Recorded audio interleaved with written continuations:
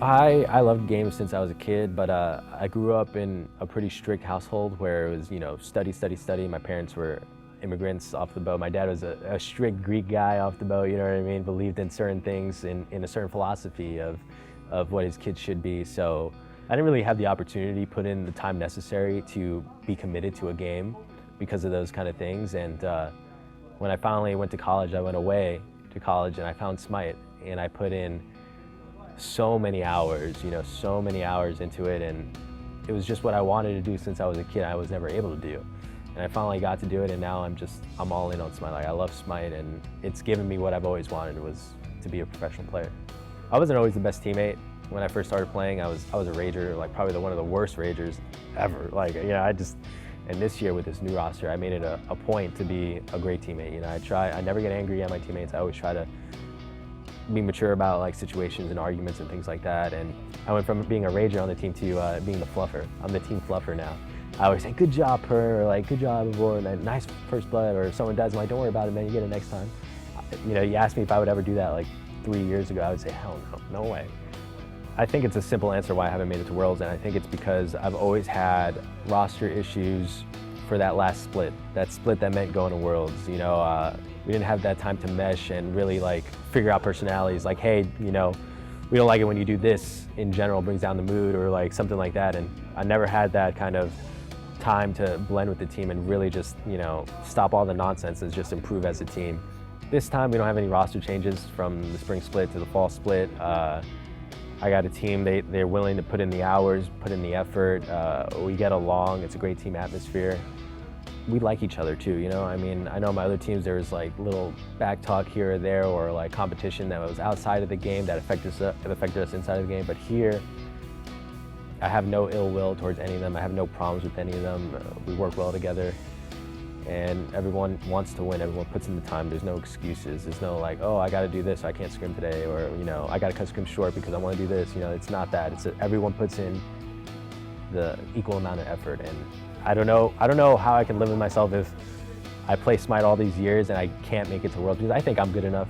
I know I'm good enough to make it there, and it's the biggest accolade, it's the biggest stage, and it's always been so close, but it's always evaded me. And I think Eager's gonna make it to SWC by putting in the work. We spent hours talking about picks and bans, we spent hours scrimming, we spent hours just talking to each other about the game.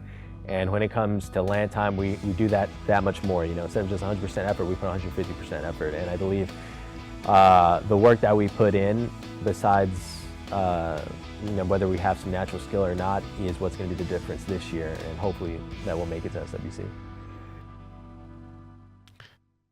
Well, there you have it. That was Zapman from Eager. It is his time, his moment. He's trying to go to Worlds, and there's only one set between him and the Golden Prize. My name is Rene. I'm hosting the Analyst desk for these lovely specialists I've got here. Taco's gone, but we got Polar Bear Mike joining us, and of course the consistent, the Russian, the Anatoly.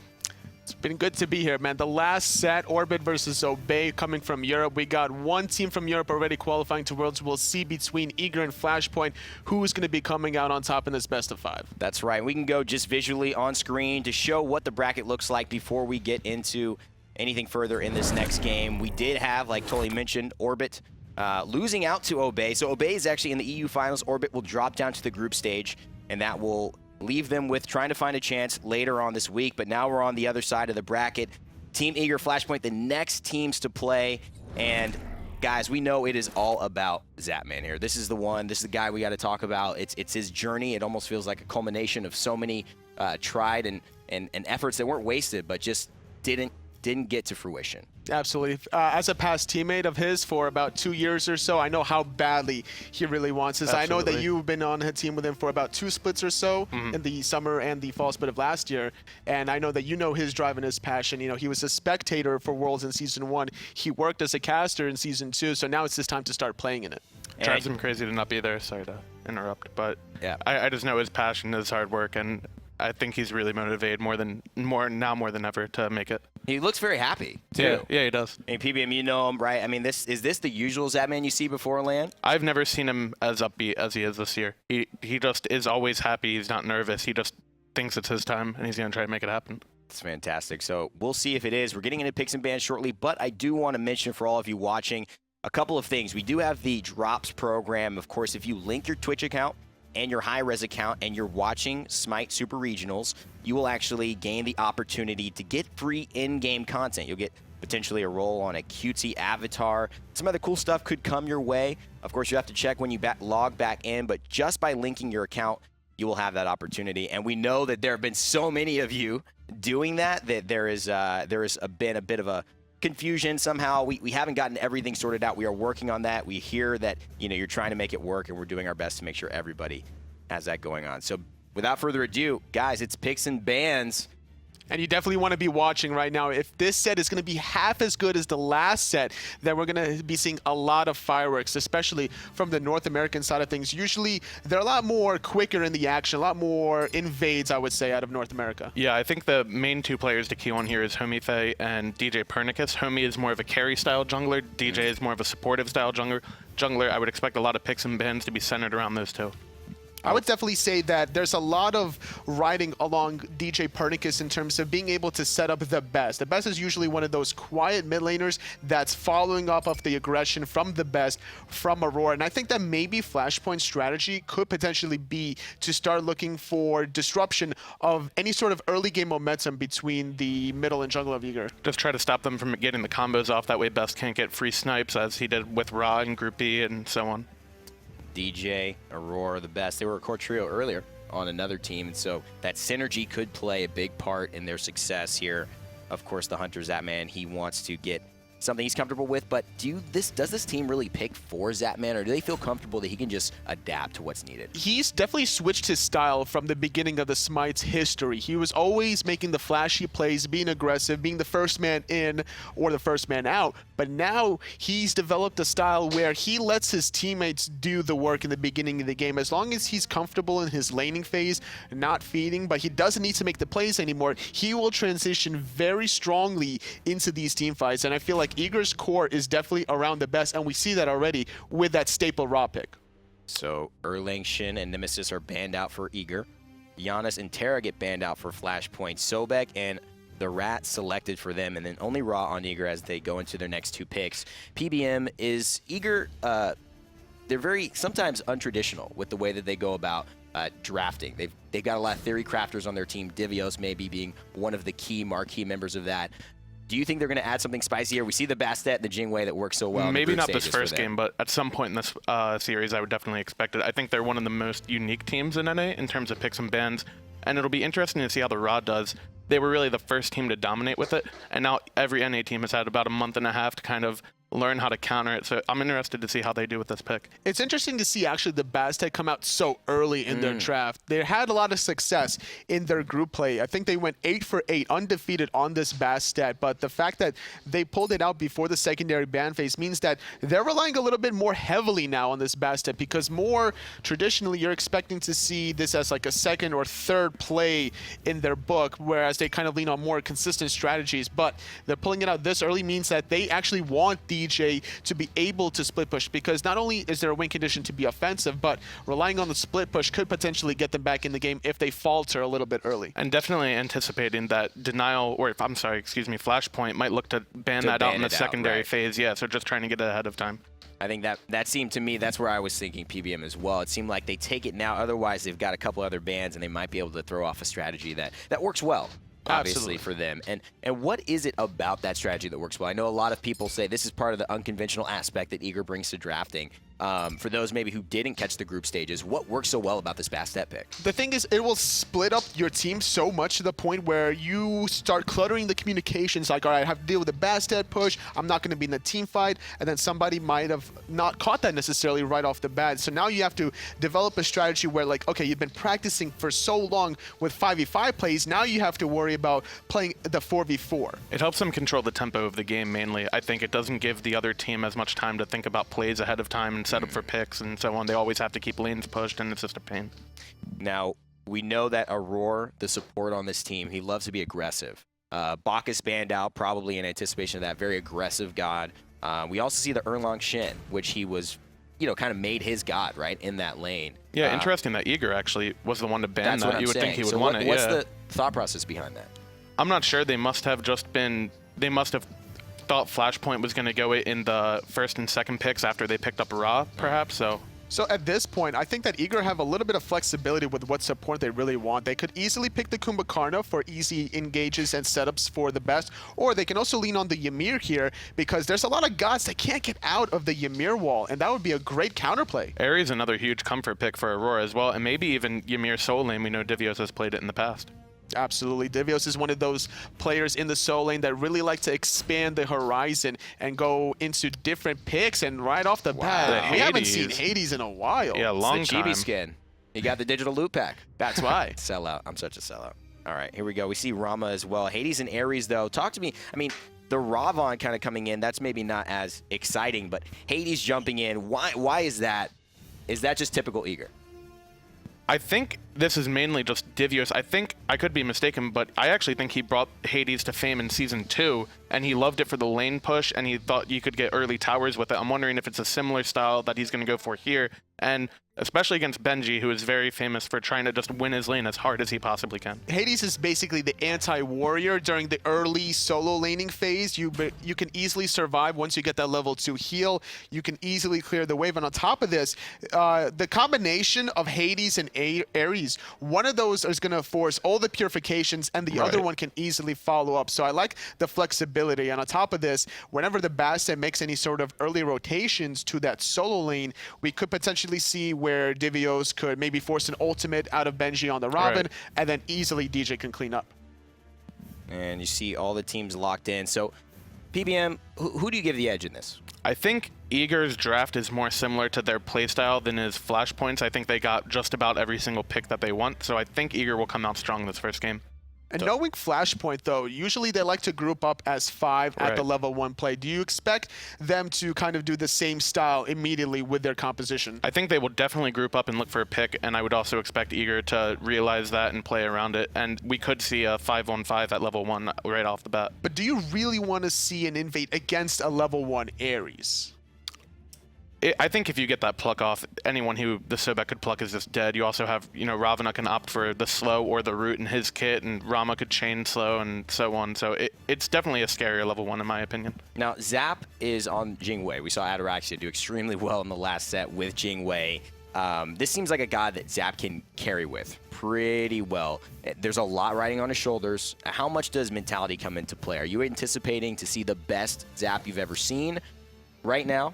I expect against Vetium on Flashpoint, there's not going to be too many opportunities to look for the 1v1 boxing potential. Vetium is definitely a very safe and calculating player, especially on the ROM. He knows his strengths and weaknesses, and I expect Vetium to play a little bit more carefully in the early game. I think that's exactly what Zap was going for. He knows Vetium won't fight him in lane, so if he's not going to fight him in lane, he's going to make his team fight him and just force 5v4s around the rest of the map. Well, it's exciting. I know all of you at home are highly anticipating what will happen in this next match. So are we. Let's throw it to the casters and get into game 1.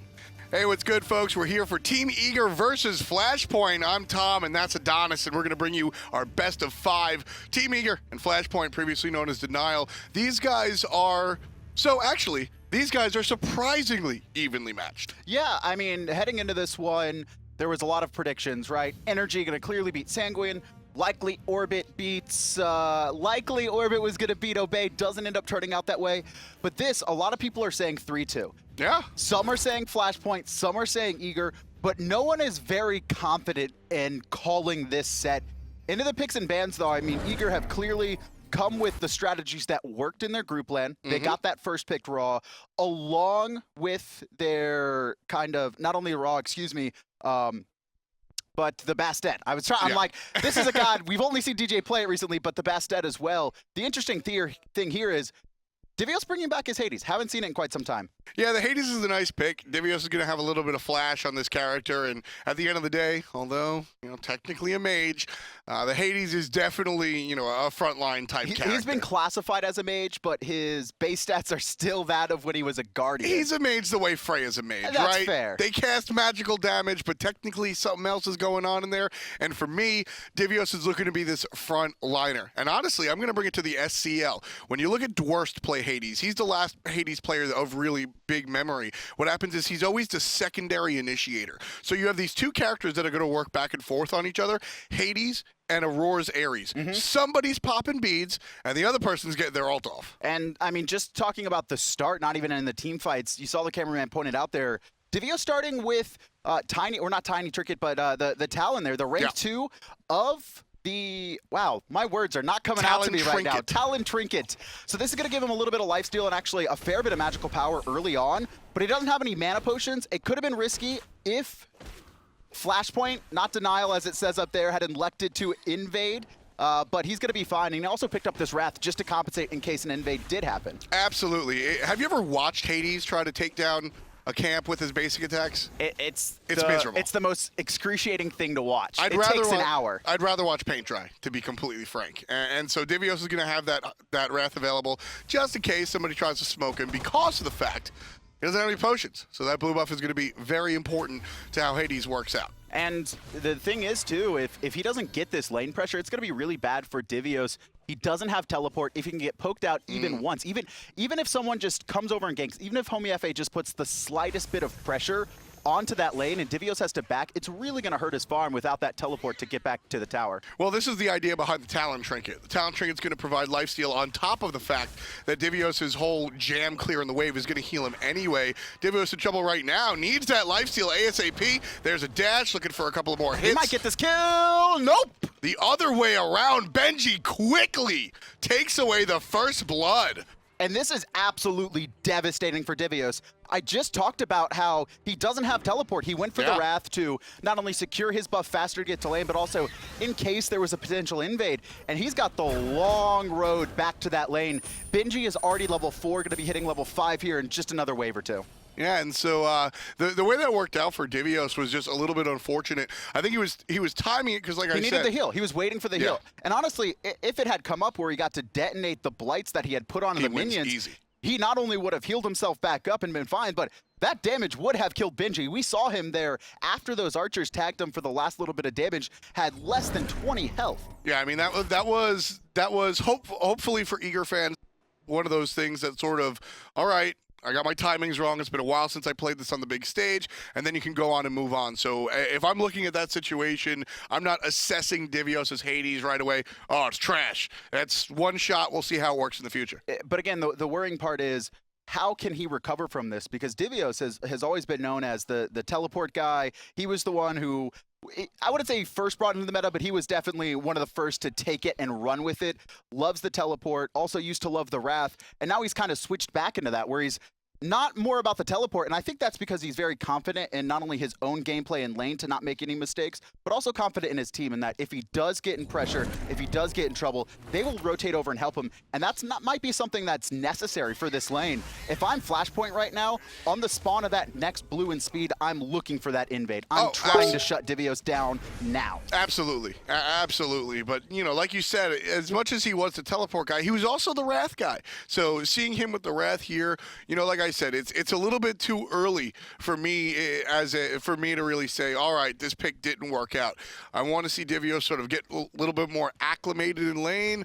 Benji on the Ravana, he's been playing this on the public big stage, you know, since the God came out. This is what Ravana does. But the Hades, it's been a while. I think Benji is criminally underrated by the public. You know, all of us, right? We've talked about it. Benji is an incredible solo laner, but he's not the big name on this team, right? It's been Hurriwind, you know, Shadowq. Vetium played really well in his group stages. Homiefe, debatably one of the best junglers in North America. A lot of people said he was, at least in the earlier parts of the year. And Benji kind of just chugs along.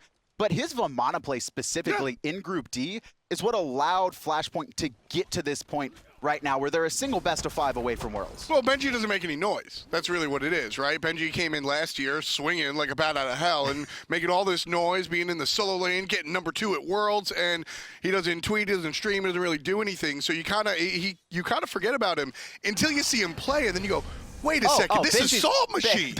Benji's good. Salt Machine is amazing. And look at this already. djpernicus rotating over to this side. He just picked up his speed buff, and what he's just trying to do is give Divios a little bit room to breathe. Yeah. Interesting enough, though, Flashpoint, we're not interested in stealing the buffs. They felt content with that early first blood onto Divios. You know, Benji's in a great spot now to control this lane moving forward. Let's look for opportunities elsewhere.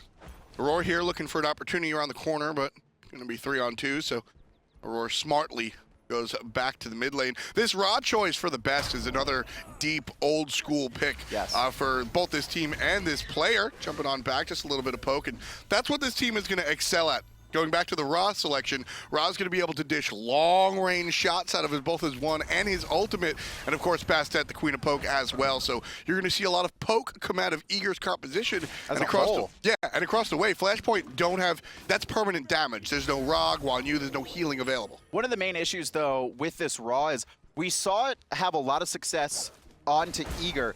A lot of that really wasn't Best just being the best Raw player in the world, although don't get me wrong, he's phenomenal. A lot of it was Aror. He played the Erlang Shin, and it was really about Eager setting up for the guaranteed Raw snipes instead of just going, I hope Best can hit this while they're moving. I hope he can predict it.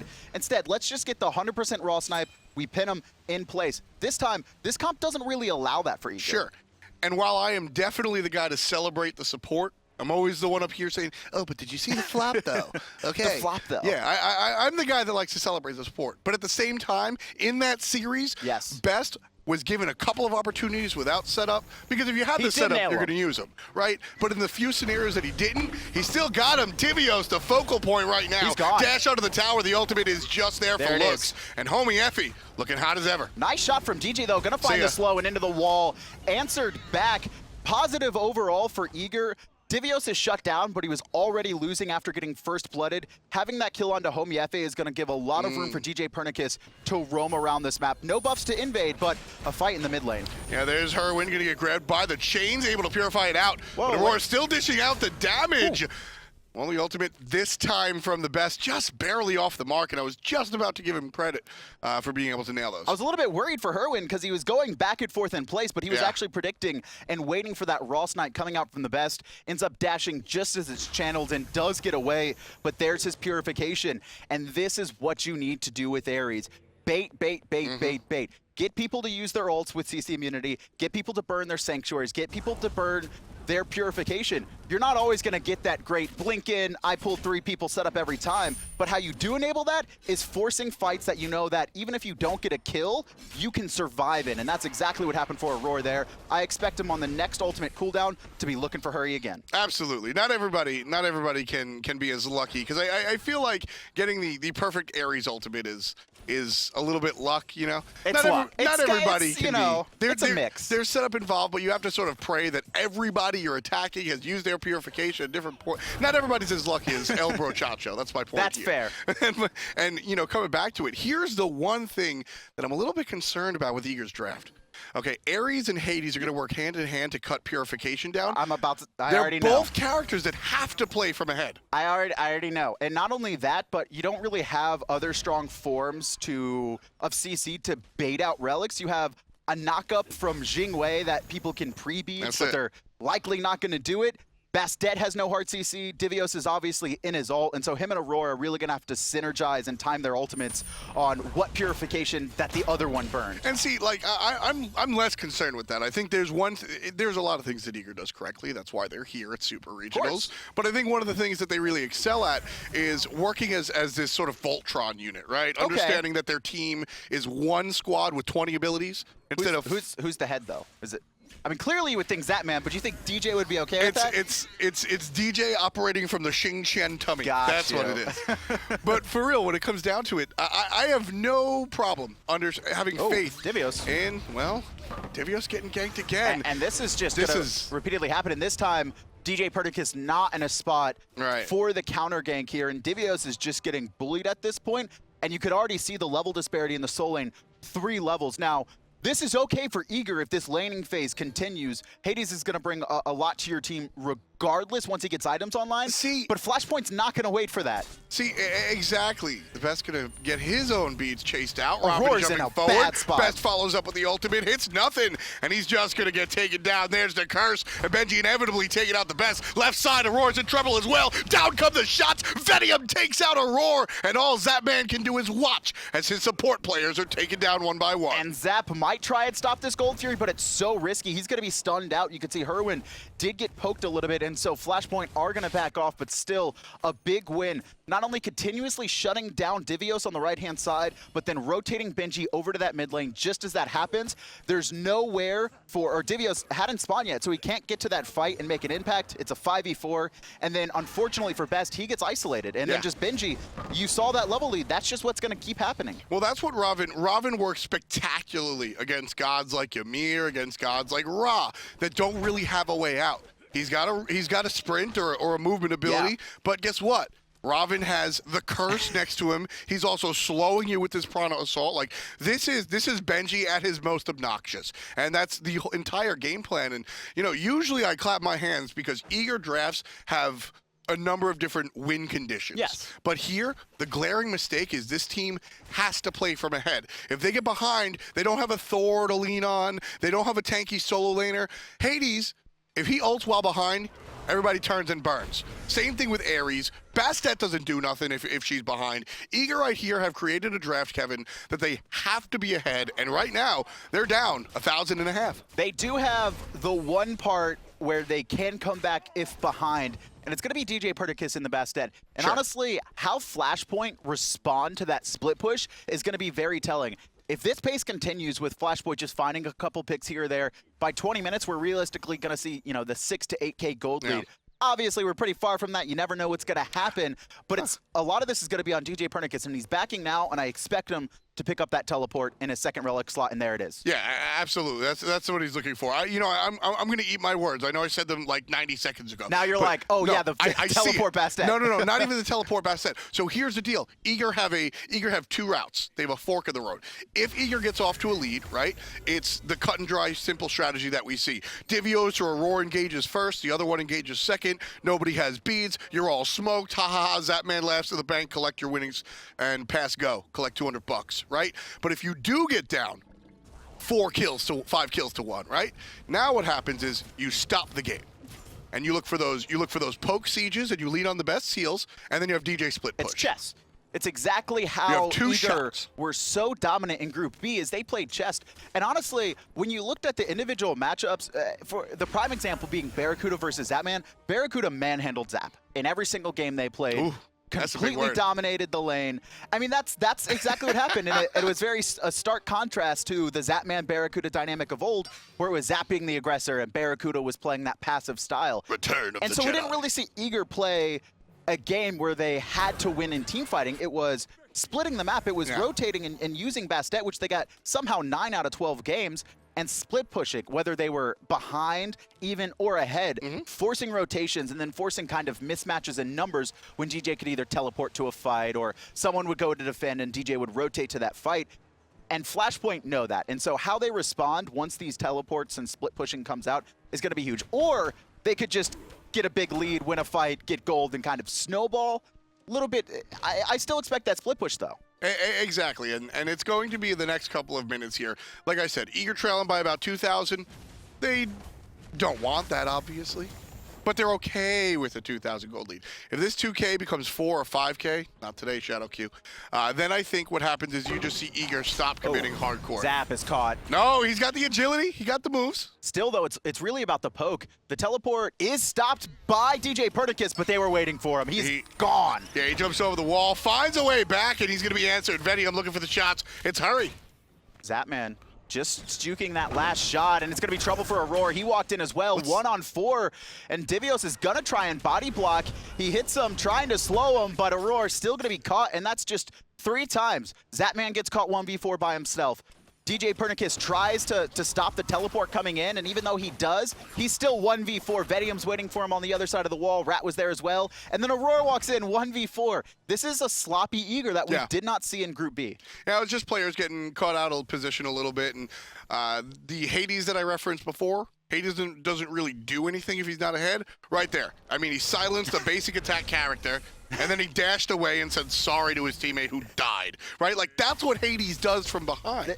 This is the biggest problem with Eager's composition is, you know, I talked about how they don't really have a lot of relic burners outside of the interaction between, okay, Aror goes in, forces some, and then we get Hades, who's going to have someone locked in by the end of the fight. But who is going to peel for best when Benji jumps on him? Because Benji has a 3-level lead, and we're just going to keep seeing this, where this Raven, who is basically designed in this composition to stick on the Raw and make it as obnoxious as possible for him to heal or do damage or get off big ults. But now you also have support or Guardian picks that don't really have this great stopping power to get the Raven off of best. For sure, and you know, like I said, I don't think this draft was as terrible as I thought it was, or at least one-dimensional as I thought it was when I came into it. I think there is a second layer there. Like I said, you have the option of going for the split push and the sort of poke him out, heal him up, poke him out, heal him up strategy. But I think the oversight that Eager did have is the fact that there is no peel. Like I said, I have trust in Eager for Divios and Aror to work their synergy and strip beads and then follow up with a fantastic ultimate. But I mean, there is no hard peel. When you go Bastet, you forego a lot. A lot of the junglers have at least one ability of crowd control. Thor, a Wheelish even has a knock up and a root cripple. The pullback is, there's a lot of options. Featherstep alone has more peel than Bastet's entire. Featherstep alone has more peel than the entire draft out of Eager. They've got Jing. They got a silence. They got Jing. The silence and fear out of Divios is going to be I am not a fan irrelevant. of this draft from Eager, and I think the game's not over, but it's going to be a very hard-fought battle, and I think it's going to rely a lot on Flashpoint making mistakes. And we've been talking so much about Eager and their composition, but Flashpoint have played this brilliantly so far. They're not overextending. They're not trying to do anything crazy. Even though they killed Divios 3 times on the right-hand side, we haven't seen them go for a buff. They're just winning elsewhere. Yeah, I mean, basically they're just picking off Eager. Eager seems to be walking in the wrong spots, and Flashpoint have the luxury of Ratatoskr. I've spent the majority of my cast talking about Eager because they're the odd ones out. Flashpoint are playing meta. Benji's not going to die here at all. He's a level 17 He's got a tower. Robin. He's got his ult. This, I mean, this is just going to be a 3-way split wave there, and this is the most troubling part of Eager is that Divios is the guy that you expect to never mess up for this team because he really does it. Sure. And to see him not only get first blooded, but then get dove 2 more times with him not aware or being, you know, ready for the potential of Ratatoskr being over there is not good for them. This is this is their best of 5 to make it to Worlds. Otherwise, they got to play through Wildcard, and Wildcard is already dangerous with Orbit being there. Yeah, what is that about? I don't know. I have no idea. But hey, that was earned by Obey. Yeah. That was not lost by Orbit. I think that was earned by Obey. Absolutely. Here's a little bit of an invade. Aurora blinks forward, misses the chain. That's going to be a problem. Knocked up on Hurriwind, but he's able to sanctuary out some of the damage. Aurora grabs the ultimate. Divios grabs the kill. Aurora down south, going to push up players north. There's the ultimate out of Ratatoskr. Homiefe finds safety on the left-hand side. Benji being chased, and that'll be it for Eager. They pick up 1 kill right there, and they chase Flashpoint off of their speed buff. That was simply Zapman being a part of a fight that Vetium wasn't. Benji actually picked up the speed buff. So Eager are able to chase Flashpoint out of their jungle, but Flashpoint already got what they had, and Hurriwind dying, I think they're okay with it. The question is, can Eager get anything off of this, right? It's okay to get a pick, and it seems like they will invade that speed buff on the left-hand side. Boars are also spawning. I don't know if they're going to catch that, though. They're tagged up right now, and Zapman's not going to notice. And so they don't really get a big benefit off of it. I mean, they trade buffs 1 for 1 and get a kill, but it's not like Hurriwind was having this big impact in the game. He's kind of just following up off of Benji and Homiefe being these aggressors and looking to find people out of position. Which, to be completely fair to Tyler himself, is his goal here as an Agni with Divine Ruin first item. His job is less about actually being that big mage and more about keeping the Ra in check, which is exactly what's happening. They're not going to kill Benji here at all. You ever get into a fight with 2 of your little cousins? That's what it's probably like for Benji right now, where it's a level 12 Aries who has pin boots and a level 16 Hades who has cooldown boots and rank 2 of... He's got a Void Stone, Kevin. They're not going to kill Benji, and he's going to be the most important point for Flashpoint here if they're going to close out this game. You have a big lead onto your Robin. You really want to abuse that. You do not want this laning phase to continue as is. If I'm Flashpoint, I'm telling Benji to start rotating. I don't really care if Divios gets a tower. I don't care if he gets farm. If we can get a Gold Fury and an extra kill or 2, that's much better for us than a Hades only catching up. It's not like Hades is going to get super far ahead off of 1 tower in a couple of waves. And I've already made this joke. You ever see Hades try to kill a tower, Kevin? I mean, it's you don't really have to worry about split push Hades. You know, it's not really something that is going to enter your brainstem. So Flashpoint, yeah, I agree. I want to see Benji rotate the map a little bit more. He already got that tier 1. Rotate and make some impact across the map. Gold Fury started up by Eager, but it might be a bait for a fight. You can see Aror, and he's found 3. Gonna grab, and there's an ultimate. Hurriwind gets smoked out. Divios gets a kill for himself. Rat's still in the air looking for a group up. Eager is a prime target right now. 5 on top of 5. But Ratatoskr has to land elsewhere. Gold Fury picked up, already taken down to 75. Big play too. Divios ulted, forcing Shadowq's ult, so he's going to have a harder time getting in here and trying to steal it. But Aror taking a lot of damage, and Eager reset, but they're looking for the kills. Yeah, Shadowq is on the dangerous side in Vetium. He's getting chased down by Zap. Soon the Aegis will end. So Vetium. Just that's that. Nice little kill there. And honestly, this should be a Gold Fury. Shadowq, Homie, and Benji all alive. Benji's the healthiest right now. You can see him rotating in. Again, he's really tanky, so it's hard to kill, but he can be a distraction and delay this as much as possible right now. Wrath is online for Divios, so this should be secured for Eager, but it's really about are any kills going to happen. Yeah, 25% HP, and it looks like Auror's going to go down for the team. Divios and Zapman trying to control it. Benji picks up Aror. Gold Fury still being pulled out. Shadowq walking away. The Gold Fury will be leashed up. Really surprising, because Eager completely ignored the Gold Fury to try and poke out Benji, but I mean, that's not going to happen. Even if they just continued the fight with the Gold Fury pulled, they had the secure on the Wrath, then they could have disengaged. Instead, they just lose Aurora and don't even get the Gold Fury. You know, that's rather unfortunate, because from the peel, I was about to say, that looks like the clean Eager that we're used to seeing. A lot of times, and this is a little bit advanced strategy, but let's dive in. Well, not really. It's leashing the Gold Fury, right? When you make the call to leash the Gold Fury and go for the fight, a lot of times you see teams sort of like linger and they chase somebody because they take a weird pathing. Everybody from Eager walked north. They knew exactly how to leash the Gold Fury as soon as possible, and that was really clean. But the secondary follow-up fight, Kevin, it looked like there was 2 calls and nobody committed, and that's uncharacteristic for Eager. This is surprising. And again, I think a lot of it comes down to the draft. Eager are a phenomenal team, but there's just not a lot of synergy in their composition, and when you get behind without that synergy, it's very hard to fight back into it. Specifically this team. Auror's level 13. I mean, he's not going to be able to make an impact. Hades is 17, and he's higher than the Sobek and the Agni, but like you said, the Agni's gone for that Divine Rune, just looking more to utility. Just dot everyone and make sure that the healing from Raw is a little bit less effective in the middle of a fight. Yeah, exactly. You've got the Pestilence out of Benji. You've got Agni. Hurriwind's job is to sort of spread that.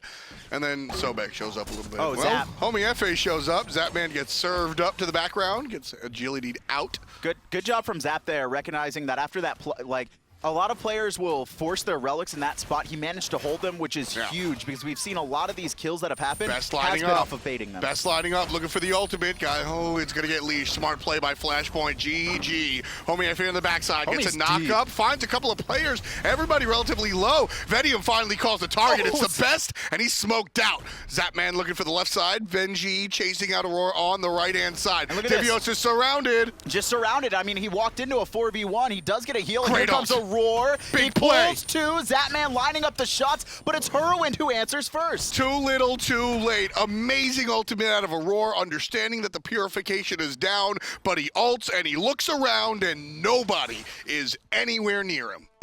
Also, I mean, Eager's composition doesn't really have the ability to get off a ton of free damage.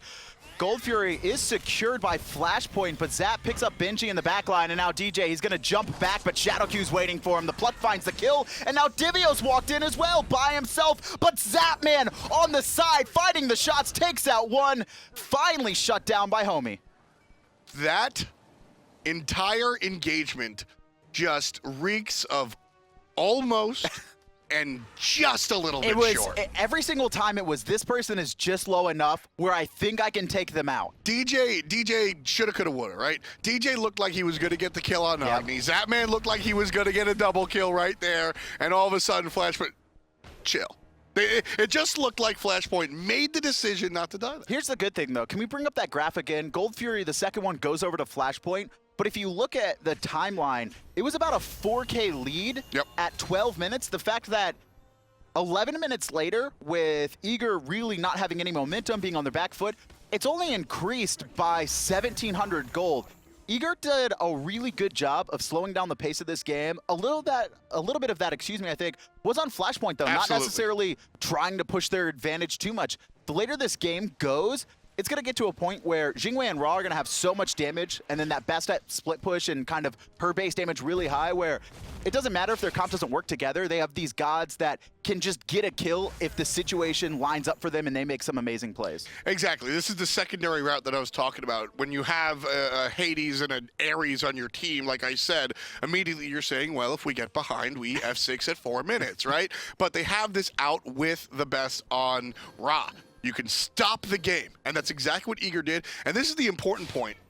All right, DJ gonna flirt with Vetium. This is the important point. Flashpoint have a fantastic gank squad, so Eager ended the laning phase as early as they could in addition to stopping the game. So Homiefe couldn't exert that pressure. Ooh, DJ, he's been spending a lot of time over here on the left-hand side of the map.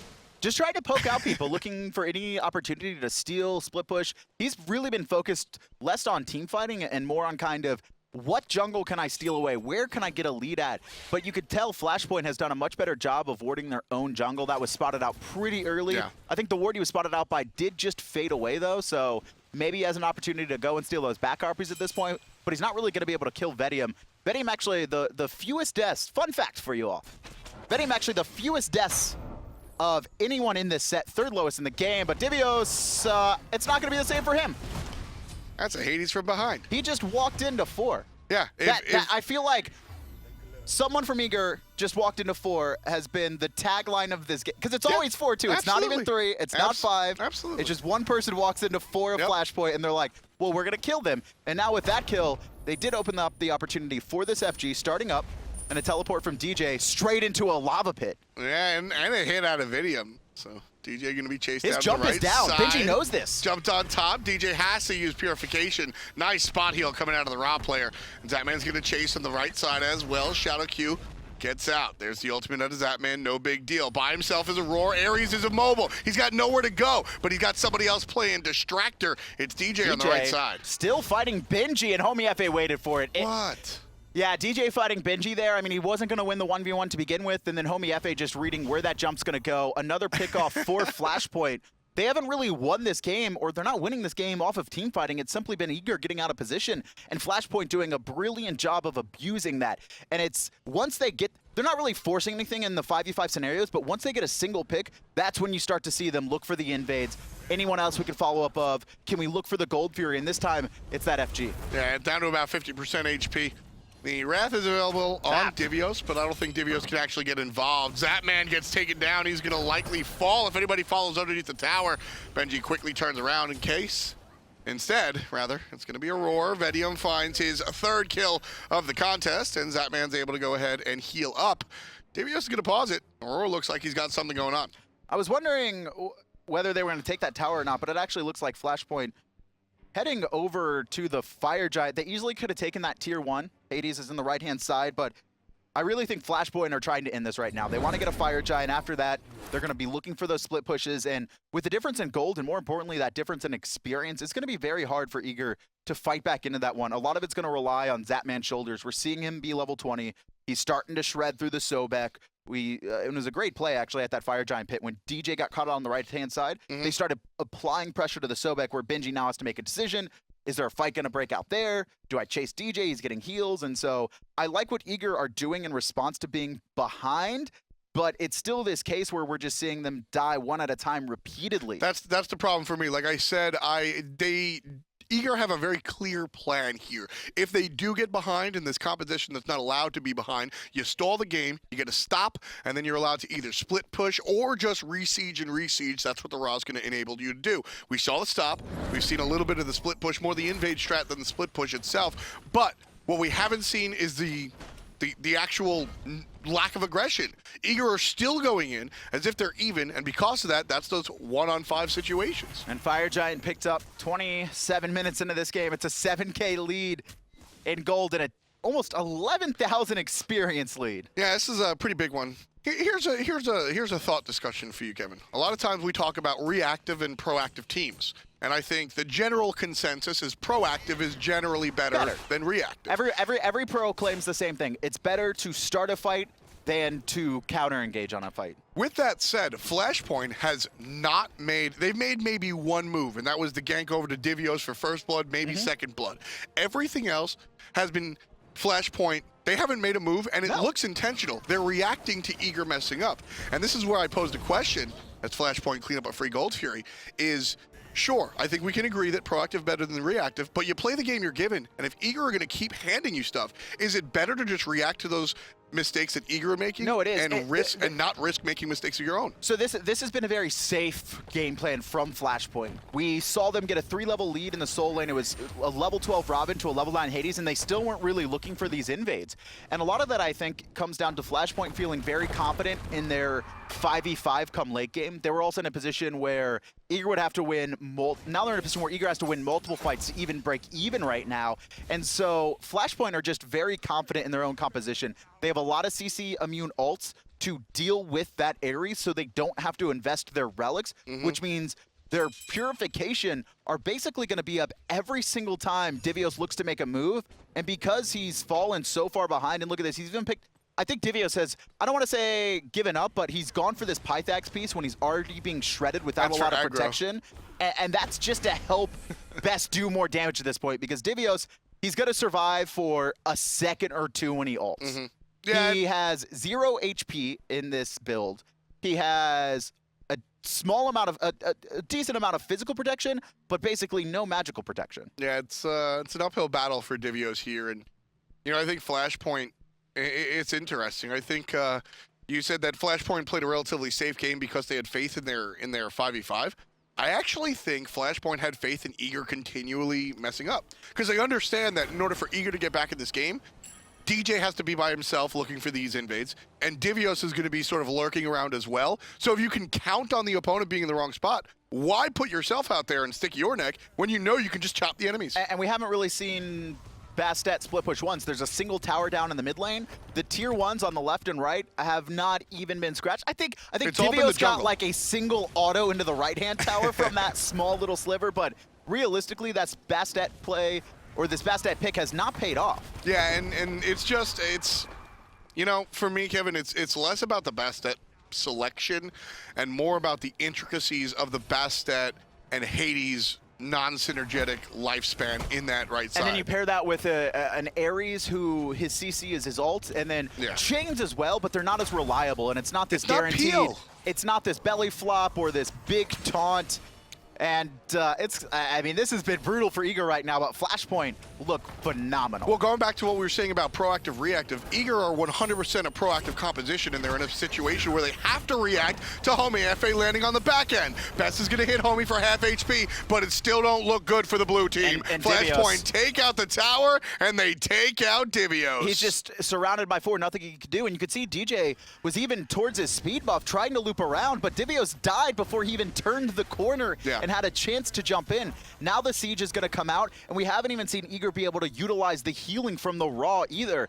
When they die, they just kind of die. They're not really able to get into these fights and reset because of that Ratatoskr's ability, along with the Robin's ability to chase and chase and chase. You pair that with the Ram as well. We didn't really talk about this, but a lot of teams in their compositions will lack the ability to finish off kills that get away, and that's a lot of why Ram came back into the meta, especially once we started seeing more healers in the group stages. But Ram has that ultimate, and as long as you can hit 2 of the 3 shots, typically players are backing off when they're about that health, where 2 or 3 shots will probably finish them. And Vetium is a little bit like Benji in the sense that I think a lot of people, he doesn't come to mind often because he is so quiet in the outside world. But and you know, even when he lanes, right, he's kind of a snooze fest. He's not really going to look for that fight. He's not really going to be flashy. But the one thing that you can always count on Vetium to do is nail those ROM shots.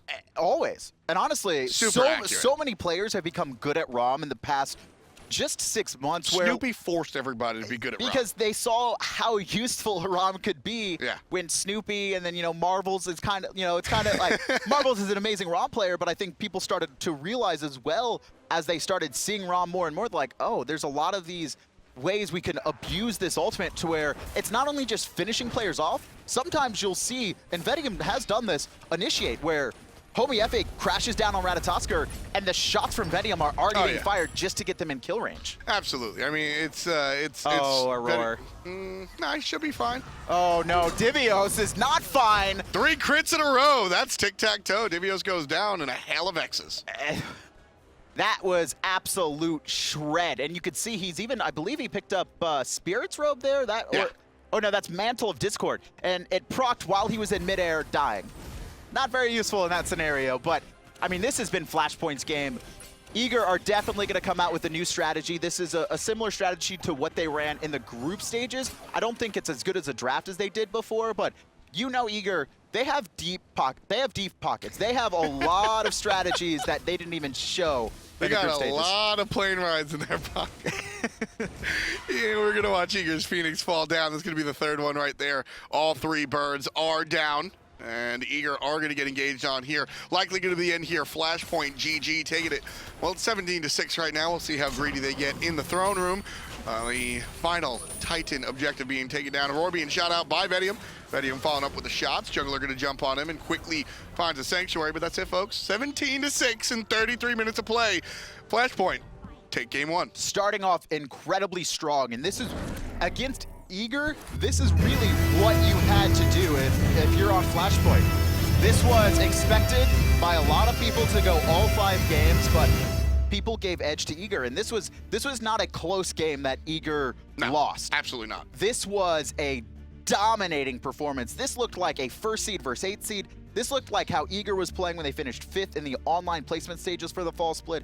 Honestly, not the Eager I had watched during group lands, and I don't know whether that's nerves. I don't know whether it was picks and bans. I mean, I didn't like the picks and bans. We talked about it, but I also think their play was about the same as that level of picks and bans. This right here, this is last year's. Do you remember Cog? Do you remember Aurora? Do you remember DJ, Aurora, TheBest, Kabam, and everybody? Yep. That's what this team was. When we watched Cog play last year, they always had an interesting sort of off-the-meta strategy, but there was always one thing wrong.